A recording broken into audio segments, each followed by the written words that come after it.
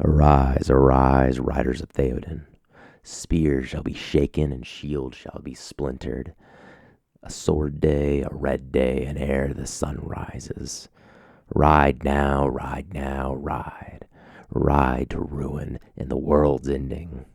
Death, death, death. That is, of course, from Peter Jackson's 2003 Lord of the Rings, The Return of the King.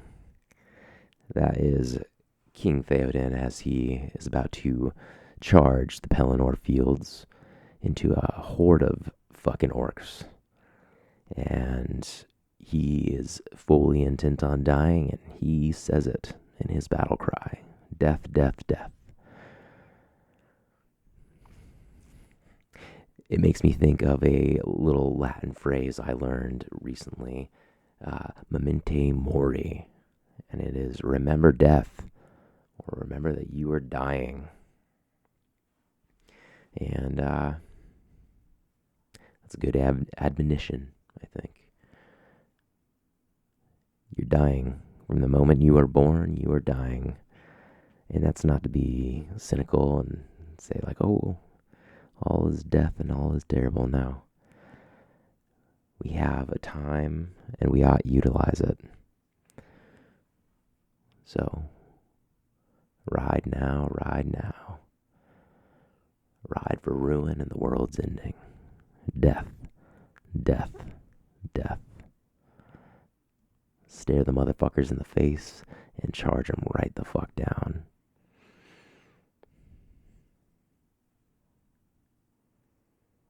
And hey, you might come out the other side. Because in the midst of death, there is life. But hey, that's not what you're here for. You're here for the hobby goodness. So let's get to it. Thanks, Tyler. I was getting fucking bored. Oh, okay. Getting bored, huh? I'm just, my little nuggets thoughts not good enough for you.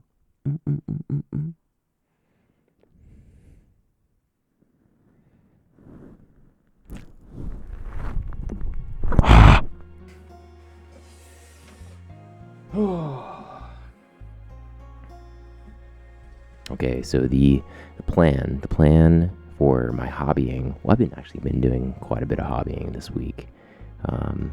Actually, I haven't been doing much of any hobbying this week. I've just been hobbying probably the past month. Let's give you a little visual. Okay, the visuals have arrived. In terms of, in terms of what I've been working on, chugging away at the old, how do you call it, the narrative, the grand narrative stuff. So I'm gonna be playing Tyranids for this thing, and I don't think you ever play with the full 3,000 points, but you're supposed to bring like 3,000 points worth of stuff. So, what I have most recently finished was the Tyranifex. Okay, I'm going to stop trying to show it off here. I'll show it in a nice close-up. But yeah, I worked on this Tyranifex, and goddamn, what a fun, just cool model. Just so big, so spiky, so just a big old fucking cannon. It's beautiful. I don't know. I really love Tyranids right now, and I'm doing the Kraken color scheme, and it's doing it for me. It is satisfying me. Yeah, no, chugging right along on that. So I've knocked out the Tyranifex. I have got my Carnifex brood. I'm probably going to be... I think I'm probably going to have like 4 to 6 Carnifexes in my army. So I just purchased the brood. I built 2 of them out, calling one the Crabifex, because I put the crabby claws on him. And the other one is going to be the Stabifex, because he's got the stabby doos, the stabby spikes. Yeah, And I don't know that I'm going to bring terrain or anything to this grand narrative, because of course they're going to have terrain. But it was more, I started making Tyranid-based terrain in the with the idea, I guess, of like posing my army with that. So I think I still might. And so I've made this spiky. It was actually in my first video. That's what I was making. This spiky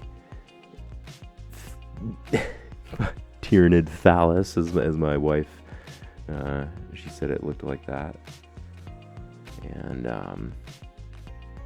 well, it's a cool looking phallus.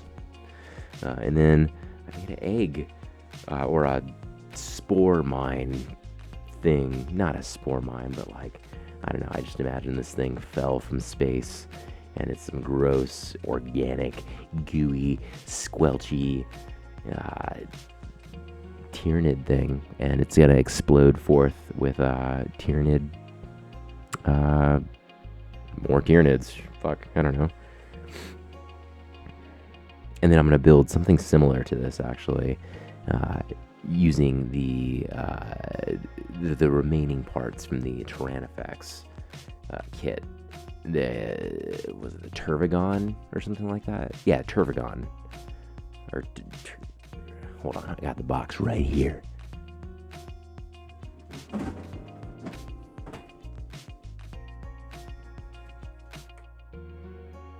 Yes, the Turvagon. So I'm going to use the big, weird, alien birthing sack thing that it has. And I'm going to use it to make like something sort of adjacent to this. Just to match the theme, because it's fun. Apart from the grand narrative stuff, or the stuff I'm making for the grand narrative, I've been working on a commission I'm doing for my buddy Seth. He's super into all kinds of games and kind of pushing me that direction as well, willingly. Well, I'll say that he's not forcing me. But yeah, Bushido. We're doing these Bushido models for him. He gave me a starter kit, and I'm gonna be painting those bad boys up, and I'm stoked. There was a little bit of a learning curve. They're fine cast resin, so I cleaned them up and everything, not with soap and water like I should have, but I just cleaned up like all the little scrappy resin bits, and then I primed them. And then when I primed them, that's when I discovered and found out in retrospect that I should have washed them with like soapy water, because I guess some of the chemicals or whatever from resin can prevent that prime from sticking fully. So I should have researched that more. But it's okay. I got the prime on. We're good to go. I'm gonna get these painted up for Seth, and then he was asking what my warband that I was into was, and I mentioned the Ronin. So he totally hooked me up with my own little set, heavy little box, and turns out they're metal models, so that's why. But I'm stoked. So I've got my grand narrative shit. I've got a commission going on. I've got my own little kit of Bushido stuff. He didn't give me. He let me check out the gaming books for Frostgrave and for Silver Bayonet, 2 skirmish-based games, which I'm super fucking stoked on. Especially Frostgrave. Frostgrave just seems like fun, simple. I don't know. Both of them are just like kind of small warband type things, which is just becoming more and more attractive. Just because, not that the big armies aren't fun, but you know, it's a lot. It's a lot to paint. You know, I feel lucky with the Tyranid army that I picked, and that it's so fucking fun. Otherwise, I would not be so stoked because I got a lot of models to paint for it. Another one, the winged Tyranid Prime. No. The winged Hive Tyrant. There we go. I still got 10 Termagants, the winged Hive Tyrant, my Carnifex brood. And that's all I have currently for my Tyranids. But yeah, some good, juicy righteous hobby things are happening. But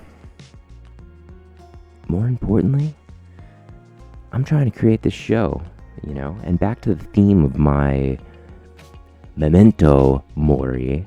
That's how you say it properly, or at least,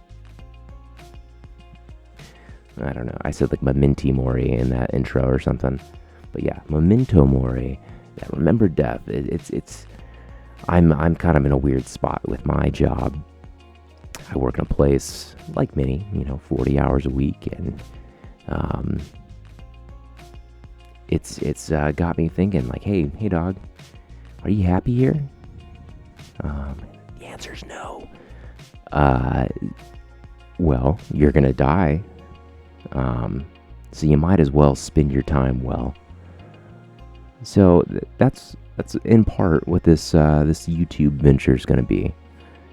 I'm not trying to become a fucking millionaire, but by golly, if I can make some entertaining content that's fun for me to make and y'all enjoy it, I'm gonna do it. So, yeah. Memento Mori. Let it guide you, let it push you.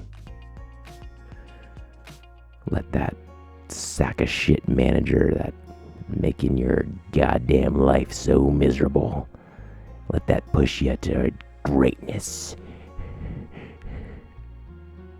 That's not the point. I'm not trying to make greatness, but I am trying to make a living. And if this channel gets a little bit of traction, I'm gonna do the old Patreon. But for now, I'm just saying, hey, I'm gonna try to do something, try to make something. I hope you enjoy it. I want to try and enjoy the things that I make. If I don't, this is not gonna continue on. Yeah.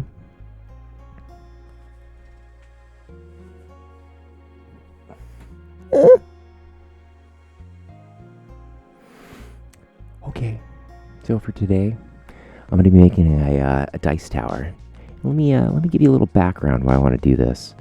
I can roll my dice just fine, but I think dice towers are fun and cool. And actually, when I looked them up, just to kind of see what was out there in terms of dice towers, I found out the reasoning behind them. I guess with like D&D dice, some of them, they're kind of funky with their sizes and stuff like that, so they don't necessarily tumble and whatnot. So the point of a dice tower, apart from being kind of, I guess, a cool aesthetic thing, is that it tumbles your dice. So that's cool. A little fun fact, I guess. But that's not the reason I want to do a dice tower. So during the pandemic, you might know Mr. David Lynch. He's an American director, producer, kind of creates a lot of surrealistic type stuff. If you don't know who he is, when people say, "Oh, it was very Lynchian," it's very interesting, and they're just referring to this realistic nature of whatever the fuck they're talking about. So, but what David Lynch did during the pandemic, he did two things. He did this like daily weather show, and another thing he did was a daily number. For what reason? I don't know. He never said anything.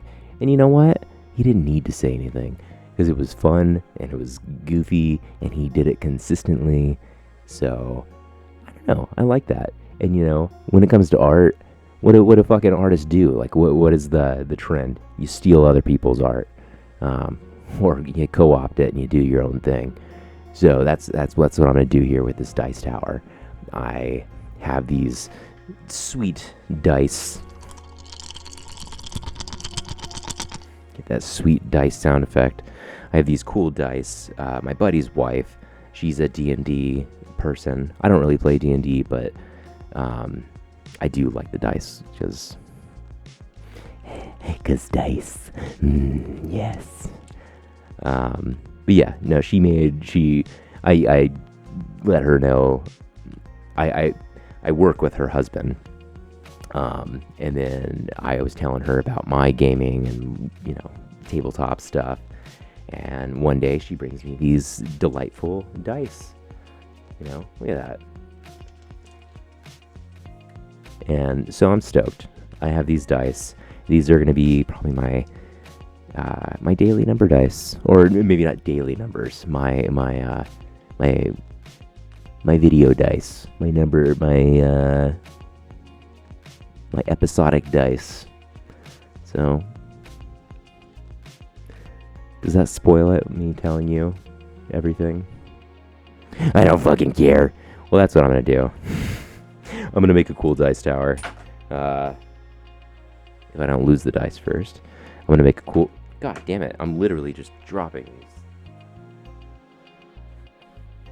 putting them down. I'm gonna make a cool dice tower. Each video, I'm gonna roll. I'm gonna present the numbers, and that's gonna be that. You can make what you will of them, and I'm gonna continue to do that. And it's gonna be good, and it's gonna be fun, and I'm gonna find that they're actually all the answers to the universe, and you're gonna be glad I've been rolling these dice this whole goddamn time, giving you all the answers. You're welcome. You're welcome.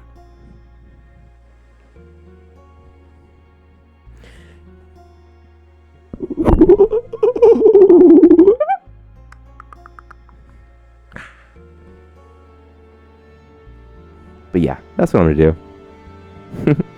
Thanks for watching.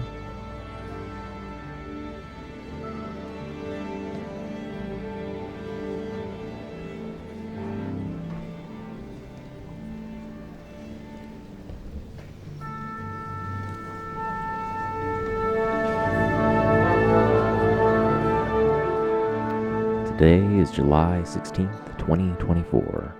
Here are 7 dice. Today's numbers are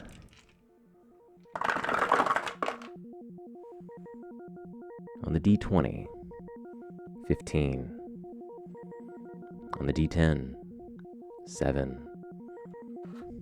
On the D6, 6. On the D4, 2.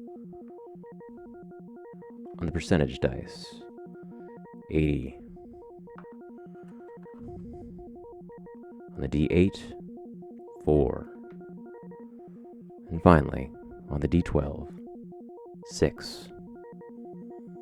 Those are today's numbers.